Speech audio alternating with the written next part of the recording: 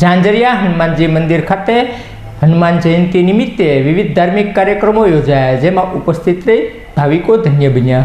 ઝાંઝરિયા હનુમાનજી મંદિર ખાતે હનુમાન જયંતિ નિમિત્તે વિવિધ ધાર્મિક કાર્યક્રમોનું આયોજન કરવામાં આવ્યું હતું।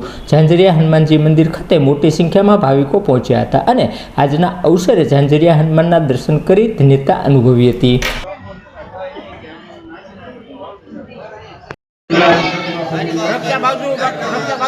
અને પ્રસાદ તો એવું હોય છે કે પ્રસાદ માનીને જે ખાય ને એને કોઈ તકલીફ પડે જ નહીં શરીરમાં।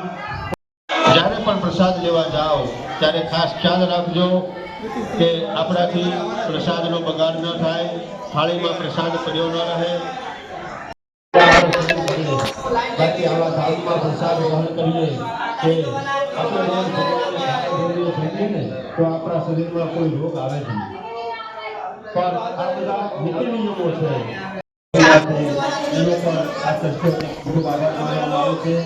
દરેક લોકોને આપણે વિનંતી છે કે આપણે પ્રસાદ લઈને જજો, કોઈ પ્રસાદ લેવા ન જાય અને પ્રસાદનો બગાડ ના થાય।